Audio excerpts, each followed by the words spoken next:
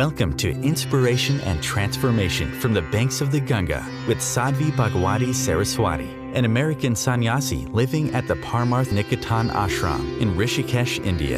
Sadhvi is president of the Divine Shakti Foundation, a charitable organization bringing education, vocational training, upliftment, and empowerment programs to women and children. Sadhvi is also Secretary General of the Global Interfaith Wash Alliance and Director of the world-famous International Yoga Festival.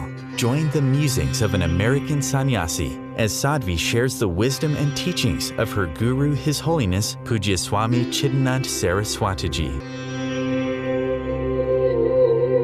Welcome everyone to Inspiration and Transformation from the holy banks of the sacred Ganga River in the land of Rishikesh, India. Illness and disease. You know, there's two pieces of wisdom, and they're going to seem mutually exclusive, but they're not.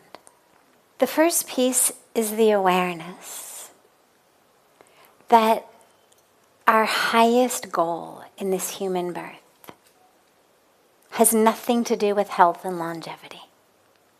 It has to do with awakening.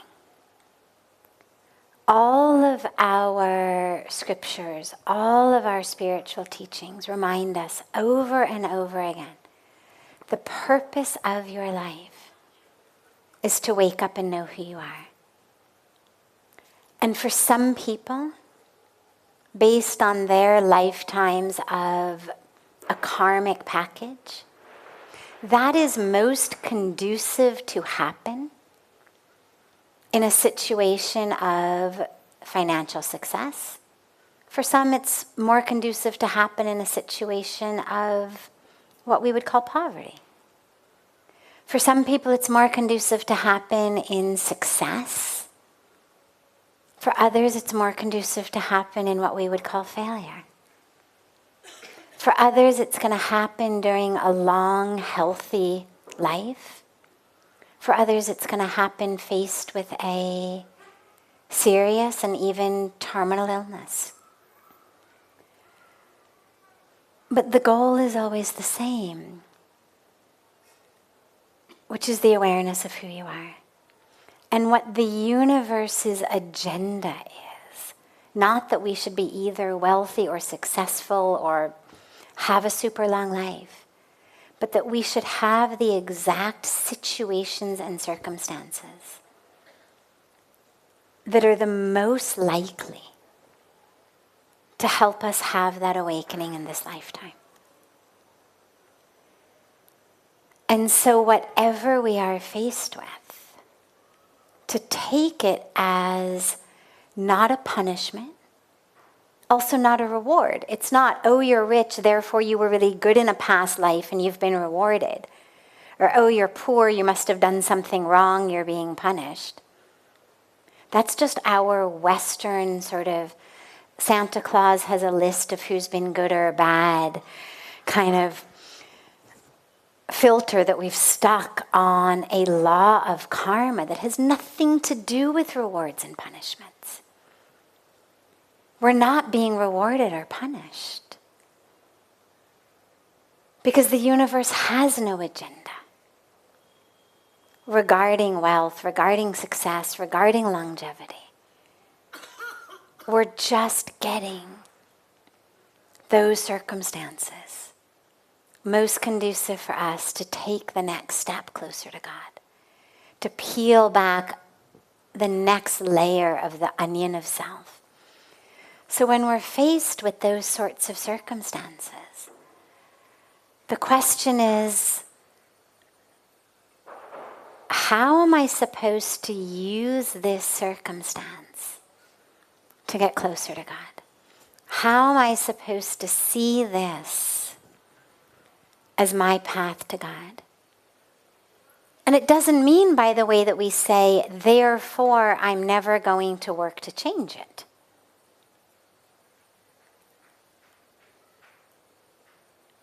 But in this moment, this is my path. That's why it's in front of me. And so I need to use this moment, whether it's illness, whether it's failure, poverty, loss, whatever I've been hit with that we would think is really not what I had wanted. The question is, how do I use this to get closer to God? And by the way, that's the same question to ask when you've got success and money and health as well. That's the question for everyone. Tragically, we just usually only remember to ask it when the situations are unfavorable rather than favorable. Favorable conditions, we feel like, yeah, I'm so good, I deserve all of this. I worked hard, that's why I succeeded. God loves me, that's why everything good is happening to me. And, so we forget. So the question is, how do I use this moment to peel back another layer? And simultaneously to realize that I may, not necessarily, but I may have the ability to change these circumstances, assuming that a change of circumstances is still conducive to my spiritual unfolding, assuming that it's in the will of the divine. I may have the opportunity to change my circumstances through a shift in how I live, in how I think, in how I self-perceive. A shift in so much. There's so many things that we realize when we're hit with a tragic illness, that we realize that we need to work through and go through and look at and heal from. And so it may be the case that in the healing from those things, in the shifts that take place in the heart, in the mind, in the life, that we can co-create a shift in the situation. But while feeling fully empowered for that, and fully in the awareness that everything is possible, it's also critical to realize that a lack of ability to change that around does not speak to a lack of your power to co-create, or a lack of your power to manifest, or a lack of your power to heal.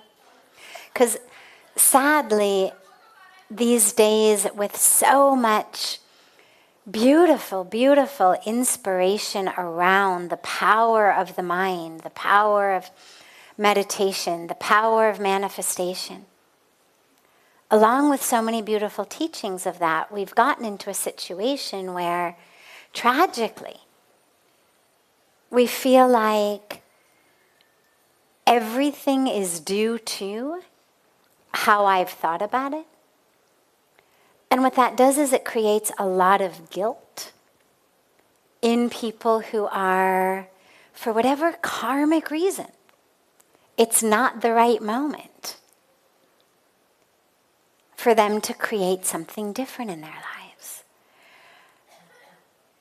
And I hear so frequently people say, I'm doing my affirmations, I'm doing my manifestation practices, I'm doing my meditation, and this illness isn't going, or this situation isn't changing. And then in addition to feeling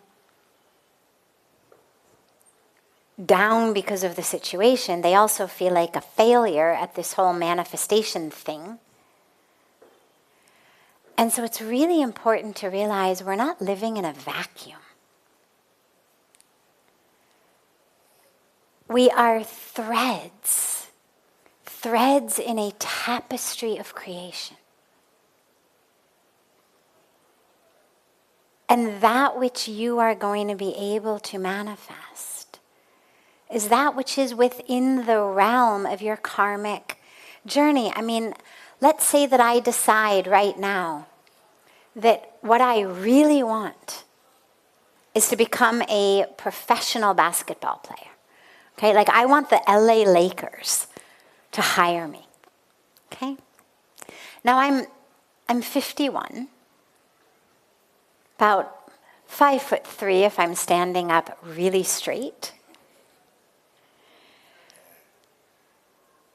I've never played basketball in my life.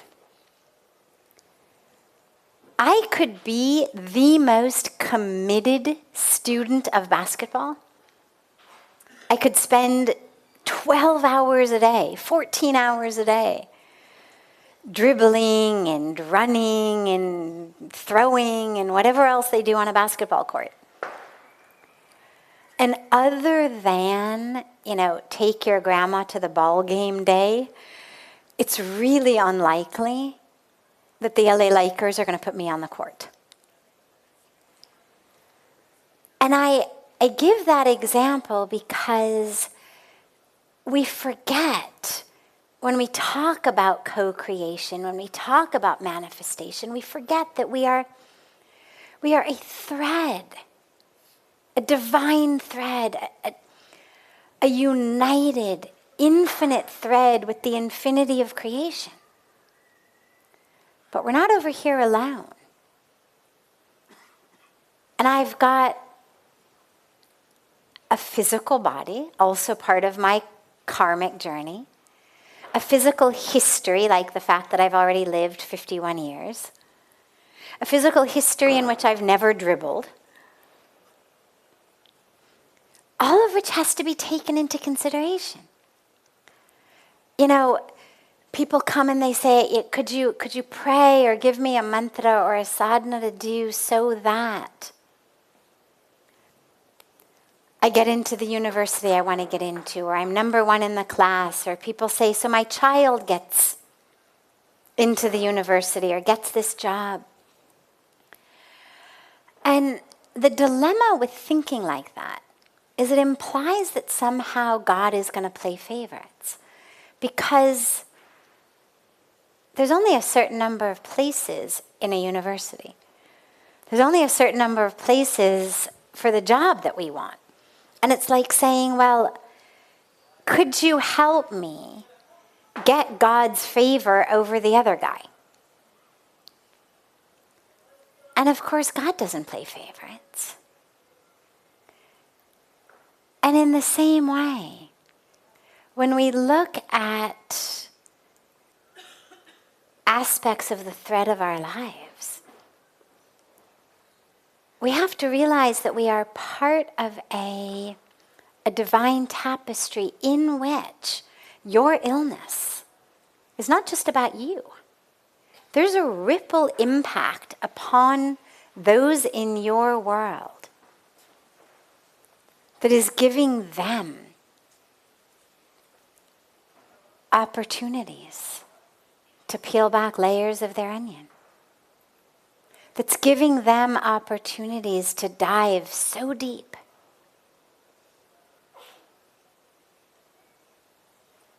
to get closer to the divine in them. And so it would be to hold both of these simultaneously. That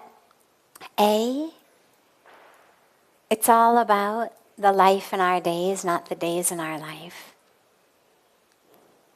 And to use those days, to use those moments,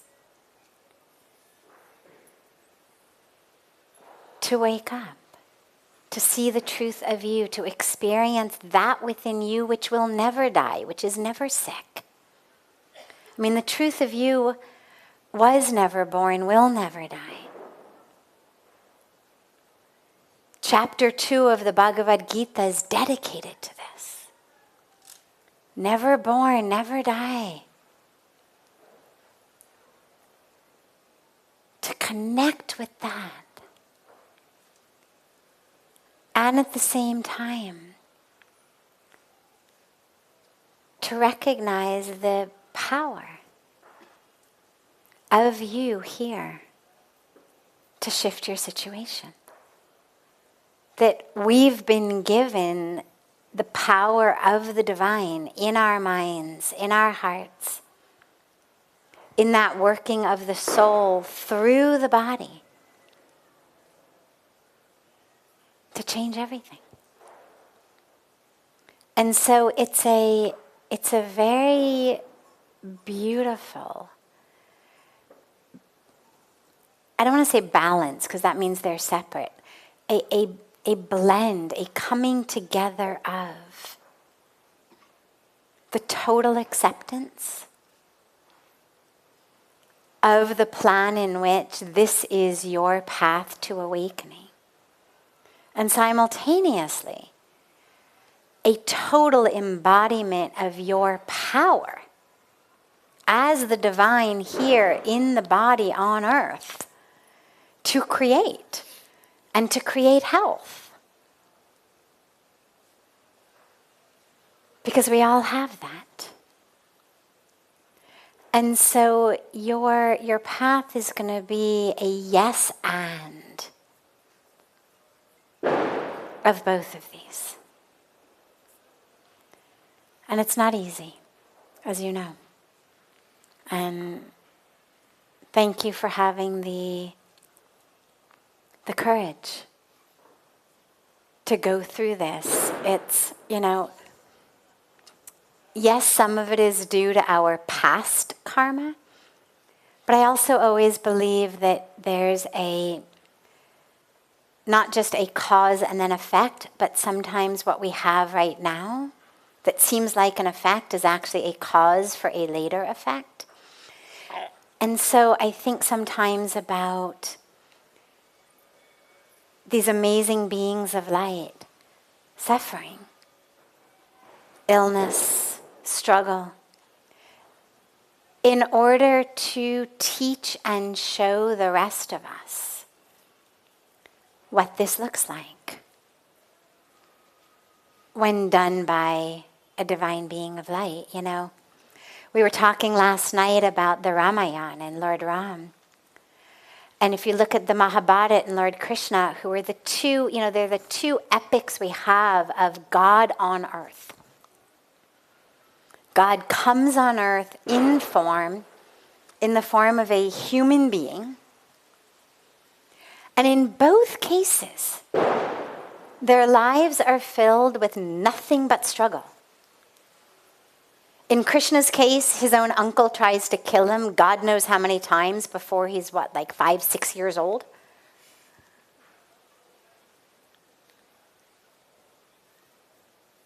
In Ram's case, his own stepmother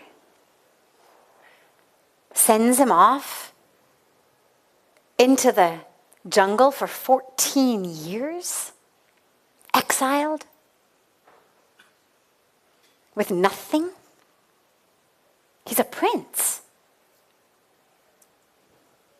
Has to leave behind the clothes on his back also, go in just like the bark of the tribal people. Nothing. And I've thought a lot about, this is God coming on earth.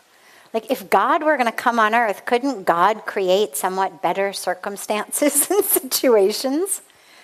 Of course God could. God's God, right? But we've been given these on purpose, I think. Because the struggles, of course, don't end there. Those are the big ones. But in Lord Ram's case, then, of course, he gets back. 14 years are over. Diwali is celebrated. It's beautiful. He's king. And then, boom. Some washerman says, I don't believe your wife didn't sleep with the demon.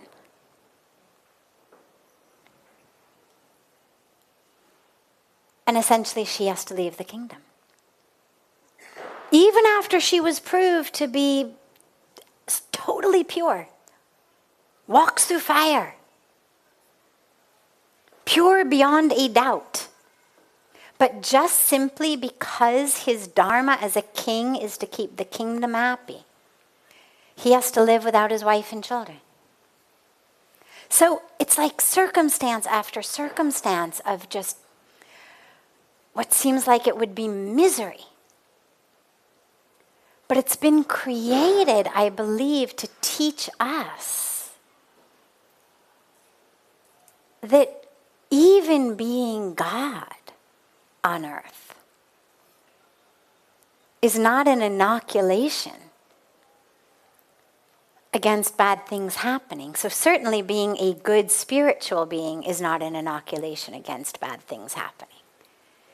There's nowhere it says, be a good spiritual being and you'll never get sick, you'll never die, your loved ones will never get sick or die, you'll never get divorced, you'll never get fired, your house will never burn down.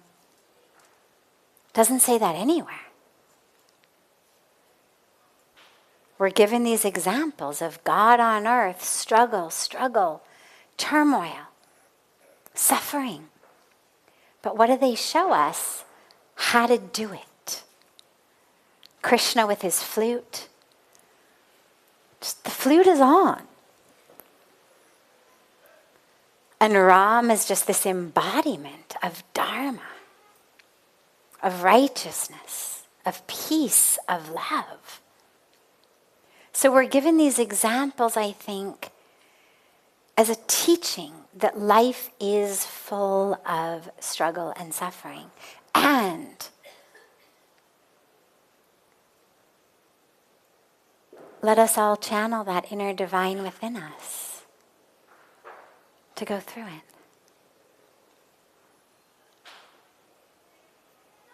And I know that doesn't make it any easier. But thank you for the opportunity to dive into these truths with you. You're listening to OTR-FM, part of the IOM radio network. Being a radio host on IOM FM allows you to build your show on a rich platform with the power of the internet to fulfill your outreach goals and connect with a very specialized and global online audience, unlimited by time and distance. Om Times Radio will provide you with web relevance, a recognizable conscious brand, and with the standard of excellence that has accompanied every single Circle of Hearts Radio is a sanctuary on the airwaves. Join me, Grandmother Alaya, in the circle on Sunday, 2 p.m. Eastern as I share information to both enlighten and nourish your soul. Hi, this is Christina Ricci with RAIN. Every 2 minutes, another American is sexually assaulted. If you or someone you know has been sexually assaulted, you are not alone. Help is just a call or click away through the National Sexual Assault Hotline. Please call 1-800-656-HOPE, that's HOPE, or visit rain.org, that's RAINN.org. Brought to you by RAIN and this station. Welcome back to Inspiration and Transformation. I'm so glad to have you all back here with me. So, when I say the universe does not have a preference of success over failure, or wealth over poverty, or longevity over non-longevity, that doesn't mean there isn't an incredible intelligence in the universe. There's a divine intelligence in the universe, a divine wisdom in the universe that pervades everything. And it has a very clear wish, desire, which is that we all recognize the truth of who we are. Which is why, as I was saying, we get these circumstances that are the ones that are most likely to help us recognize that. So it's not that the universe is mindless, not at all. It's just that it has a much bigger goal in mind than thou shalt become CEO of your company. Thou shalt become a multimillionaire. I don't think it cares much about that. I think what it cares about is thou shalt wake up. Thou shalt experience the presence of soul in yourself, as yourself, and in others. And connect with the world, with the universe, soul to soul.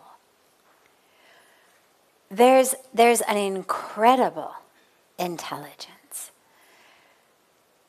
I have said many, many times, in fact, I agree with you fully, I've said many times that my belief in a divine creator has actually much more to do with science than it does with religion. I've spent way too much time in science laboratories to believe that this happened randomly. You know, you go into a chemistry lab or a biology lab and you've got your Bunsen burner and you've got your crucible and you've got your beakers and you've got the elements that you're supposed to put in the crucible, and Bunsen burner goes on and something's supposed to happen. And most of the time what happens is nothing. Then you go back over where you made a mistake. Sometimes you get a bad smell. Sometimes you get, some fire, maybe some nice color fire. You don't get life. And even today, billions and billions of years after this big bang of creation, with hundreds of years of modern science, we can't create life in a petri dish.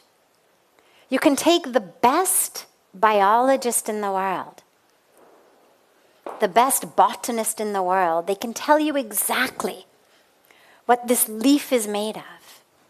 How much hydrogen, how much nitrogen, how much carbon, how much oxygen, how much whatever is in there. They can even show you with little styrofoam balls and sticks how the molecules connect to each other. But they cannot create one in a petri dish.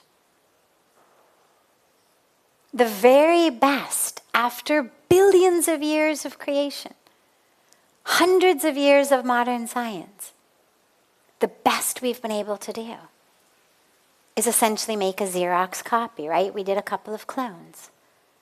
So we were able to Xerox something, but not create it.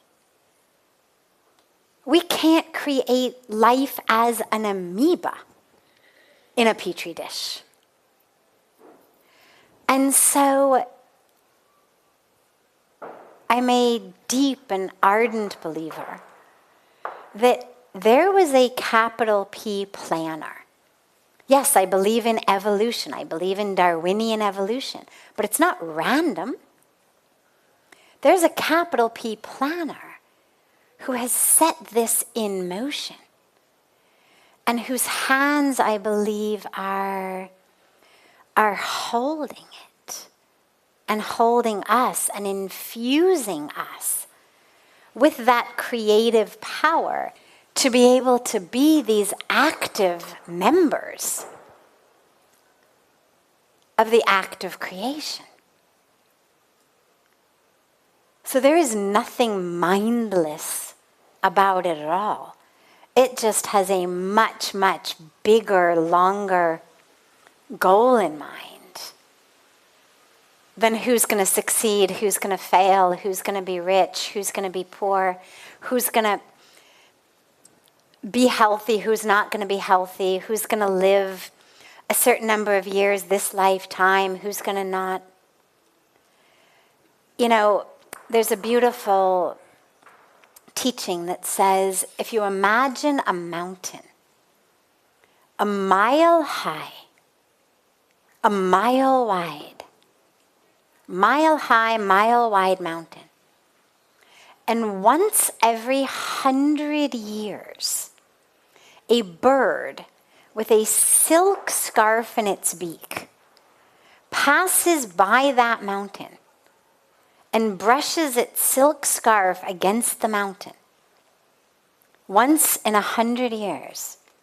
The amount of time that it would take that mile-high, mile-wide mountain to be eroded by the scarf is how long we have been doing this. how long we have been on our journeys of the soul. And so the path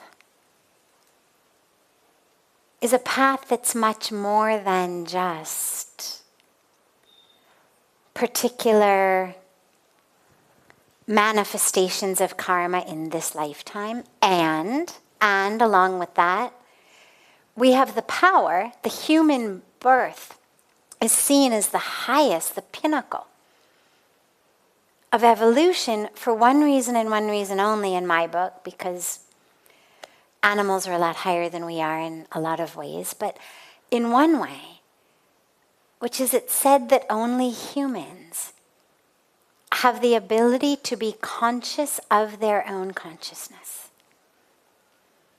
And therefore, we are the only ones with the ability to actually attain that moksha, that liberation in this lifetime.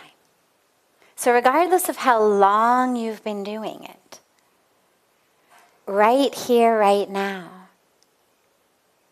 we have that power. That's why we've been given a human birth. We have that power to have that experience of that infinite soul, of the self. And it's totally independent of the number of years we have here, of what any other aspect of our life situation may be. And so we use that and grab it. And if for whatever reason it doesn't happen for you this time, you decide not ready to let go of that which is keeping me from it, that's okay. So I say the universe is infinitely patient. No problem. You've got next life. But why? Let's make use of this beautiful opportunity. This is OTR-FM, part of the IOM radio network.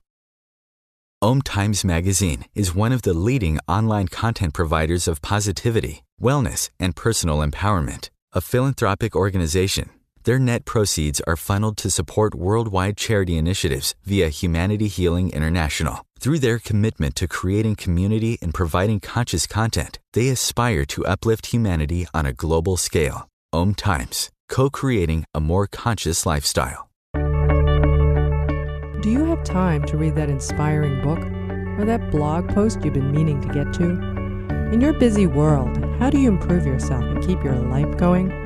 I'm Lisa Kay, and my Between Heaven and Earth radio show can transform your life just by listening. Be uplifted with inspiring topics, positive stories, and ideas that really work. Between Heaven and Earth radio is conscious living for your soul, every Wednesday at 4 p.m. Eastern Time. Like Baldwin with People for the Ethical Treatment of Animals. I grew up loving circuses and other traveling animal shows, but it never occurred to me what life might be like for the animals. Training wild animals to do things they don't understand takes force. Routine discipline with a hook or whip with the heel of a boot shows the animal exactly who's the boss. Don't patronize animal acts. Please contact People for the Ethical Treatment of Animals. 757-622-PETA. Welcome back.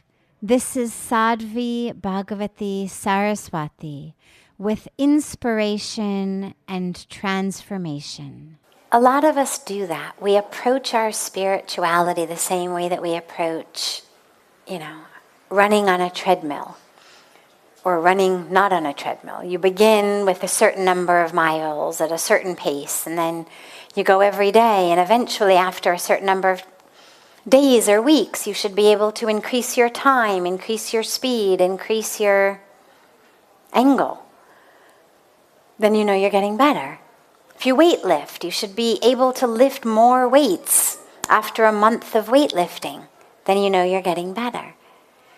And so when we start on a spiritual path, a lot of us apply the same thing to it. But it actually isn't like that. Spirituality is not about getting better and better. It's about getting more and more real. Being more and more in tune with your true self, which is peaceful, which is joyful, which is divine, which is abundant. And so yes, naturally, of course, you will find that you are blossoming in ways that you could consider better, but not because you've developed some new skill, but simply because you are uncovering more and more of your true nature. And because you're less stuck with the things that take away your peace and take away your joy. So I try not to ever think, how am I doing? It's so tempting. It's so tempting to be able to somehow label ourselves. You're doing great. You can skip meditation for a little while, right? It's like, I've been so good on my diet, I can have a blueberry muffin. Or we say, oh, God, you've been awful, you haven't been doing it well. And then it's just yet another reason to berate ourselves. Yet just another reason to judge ourselves. Neither way is it positive or helpful.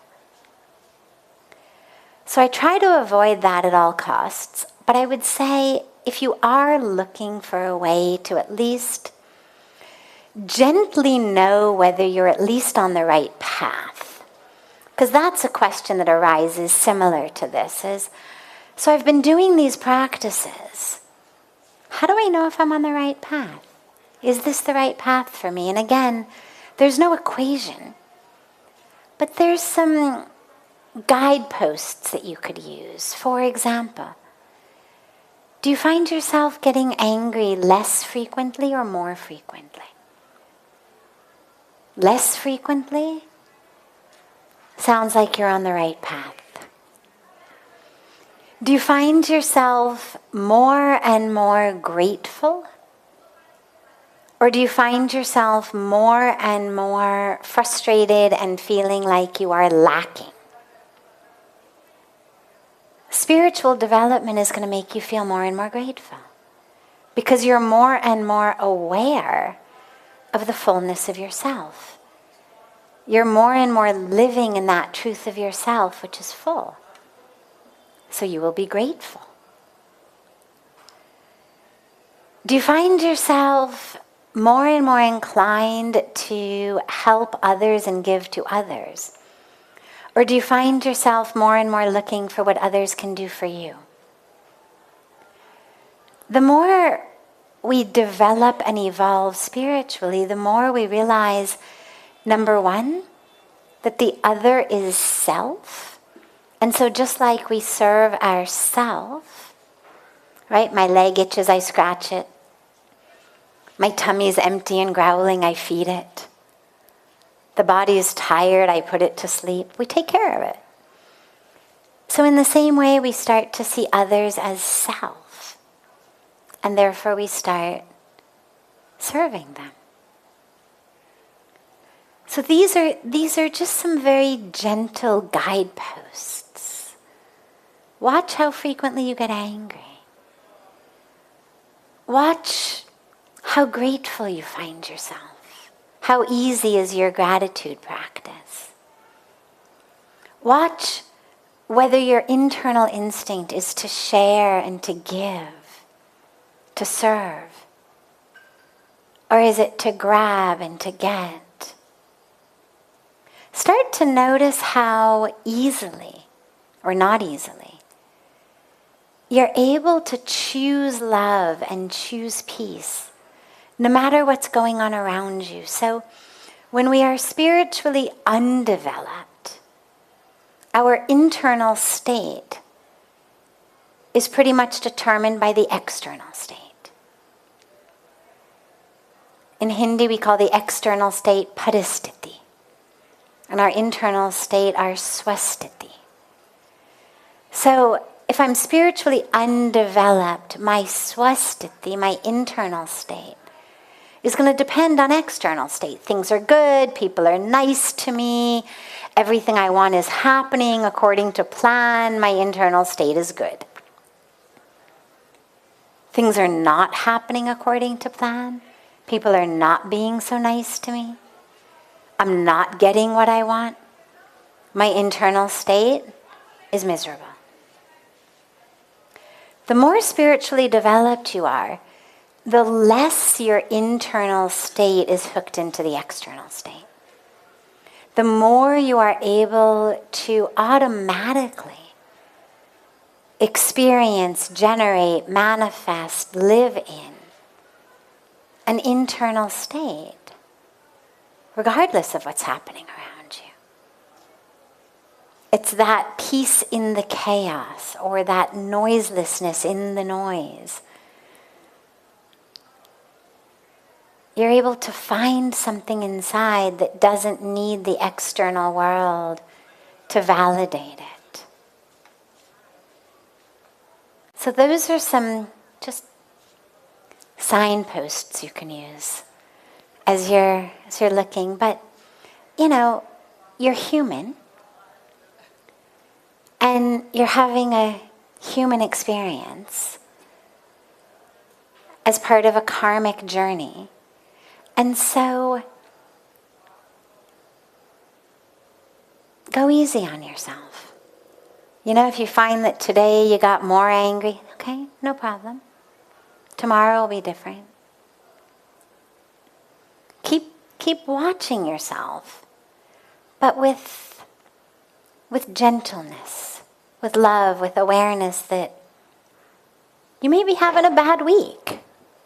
Something may be going on. Because we are still in these human bodies, and things as unconnected to our spiritual growth as how much sleep we're getting. What's happening with our hormones, especially for women, but also for men. What the weather is like. What we've been eating. If we've been eating good, nourishing food, or if we've been on the road, forced to eat junk. And these things actually have an impact. And a lot of those signposts, they have an impact on our emotional state and our mental state. And so, notice yourself, be aware frequently, every day if you can. But do it gently. If you notice that there's a period of time in which things seem to be going in the wrong direction, don't beat yourself up about it. It literally could be something as simple as a new neighbor next door who makes so much noise that you're just not getting enough sleep at night. Look at other factors in your life as well. And then if you decide that maybe something needs to be adjusted in your spiritual practice, so you come for a spiritual retreat. You get a spiritual tune-up. Charge the battery, as Puja Swamiji says. This is OTR-FM, part of the IOM radio network. Om Times Magazine is one of the leading online content providers of positivity, wellness, and personal empowerment. A philanthropic organization, their net proceeds are funneled to support worldwide charity initiatives via Humanity Healing International. Through their commitment to creating community and providing conscious content, they aspire to uplift humanity on a global scale. Om Times, co-creating a more conscious lifestyle. Do you have time to read that inspiring book or that blog post you've been meaning to get to? In your busy world, how do you improve yourself and keep your life going? I'm Lisa Kay, and my Between Heaven and Earth radio show can transform your life just by listening. Be uplifted with inspiring topics, positive stories, and ideas that really work. Between Heaven and Earth radio is conscious living for your soul, every Wednesday at 4 p.m. Eastern Time. Like Baldwin with People for the Ethical Treatment of Animals. I grew up loving circuses and other traveling animal shows, but it never occurred to me what life might be like for the animals. Training wild animals to do things they don't understand takes force. Routine discipline with a hook or whip with the heel of a boot shows the animal exactly who's the boss. Don't patronize animal acts. Please contact People for the Ethical Treatment of Animals. 757-622-PETA. Welcome back. This is Sadhvi Bhagawati Saraswati with Inspiration and Transformation. How do we stop expecting from our loved ones or the results from our actions? Simply by realizing that it doesn't serve us. There's a term called buddhi. Buddhi means intellect. My ability to use my brain in a good way, hopefully. Introspection, contemplation. This is that which strengthens and purifies our buddhi, our intellect. Now, you have something like expectation. We all expect. It's part of the human condition.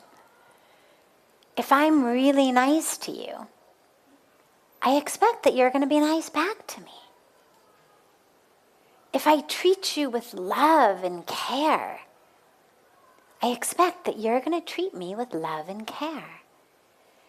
If I work really hard for something, really earnestly and sincerely for something, I expect that it's going to bear some kind of good fruit, that there's going to be a positive result from it. These are normal expectations. So the first part is recognize that it's natural to have them. But also just using the power of your introspection and contemplation, ask yourself, does that actually make it any more likely to happen? No. And when it doesn't happen, all those expectations do is make me more upset. And so purely through a process of what we would call Jnana Yoga, the yoga, or Gyan Marg, the path of Gyan, of wisdom. Through that, I realize these expectations are actually hurting me more than they're helping me. You're no more likely to be nice to me because I expect it than if I didn't expect it. You're no more likely to love me back just because I expect you to. The universe is no more likely to give me what I expect. And so simply remind yourself. Be very scientific about it. Okay, so I expected this, it didn't happen, my expectation didn't serve me. Because of course when we expect something and it doesn't happen, then we're really upset. I mean, it's bad enough that someone's not nice to you or doesn't act lovingly to you. That's bad enough as it is. But when you expected that they would be nice to you, and then they're not, then it's a double whammy, because then I'm hurt that they weren't nice, and I'm hurt because my expectation has not been fulfilled. So I'm doubly miserable. And just allow yourself to see that. To see that some bit of your misery is in response to the way they treated you and how you've reacted to that. But a huge percentage of your misery is actually due to the fact that you expected them to be different and that expectation wasn't fulfilled. So the minute that with clear eyes we can realize, my God, it's much more my own expectations than someone else's actions that actually cause me misery, we start to be able to be free of them. I mean, think about it. You walk down the road and there's somebody on the corner who is yelling all kinds of obscenities. And you walk by and this person yells all sorts of obscenities at you. Does it ruin your day? No, right? You realize, all right, the guy is crazy or under the influence or having a bad morning or whatever it may be. But you didn't have any expectation about this guy. It's not going to ruin your morning. Sure, there may be like a moment of, kind of, that was weird energy, and you sort of get that out. But the day goes on. There's no misery. But if you go home, and the person you're expecting to greet you with wide open arms and love starts shouting obscenities when you walk in the house, well then not just the day, but the week is ruined. Because we had such an expectation of what they're going to be like. And that's where just simply through the process of clear thought, we realize, my God, it's my expectations that are causing me misery.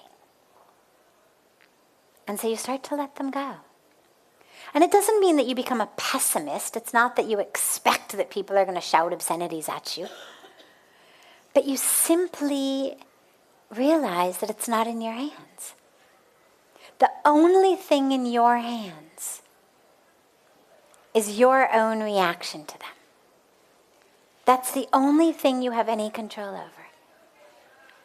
That which you generate from the inside. And so focus much more on that than how everybody else is acting and behaving. In the Bhagavad Gita, one of the very core teachings is do your best, do it with full sincerity, full commitment. But do not have any expectation about what the result of that's going to be. Do not be attached in any way, shape, or form to the fruits of it. Plant your seeds. Plant them with care, with love, with time, with energy, with thought. But you have no control over what sprouts, what flowers, what grows. That's all in God's hands, in the universe's hands. And so we let go. Because we realize the expectation is just a path to misery. And when it does happen, because remember, we're still human, it's going to happen. The moment that sting starts, that internal sense of, you just remember, oh yeah, that sting is because I had expected something so different. And shift your focus immediately in that moment from what that person did to how you can respond differently. Can you find love in this moment even though that person did not act the way you thought they should? And if you can't find love in this moment for them, that's okay. Can you find love in this moment for anyone or anything? Can you just manifest love from within? Because that's going to transform your inner experience. From lack to abundance. From feeling like you didn't get what you needed to recognizing that you have more than you need. And when you do that, that love will then extend into them as well. And it just makes for much nicer relationships, much more peaceful, joyful, grounded, anchored. existences here on planet Earth. Because everything other than our own actions, our own thoughts, is ultimately out of our hands. So we offer it with our love, with our best intentions, with our commitment that we will keep serving and acting and loving as we should, but that my internal sense isn't going to change based on what's happening outside. This brings to a close this hour of inspiration and transformation. Thank you so much for joining me. I'm so glad to be together with you all each week, and I look forward to being together again next Thursday, same time, on Om Times Radio.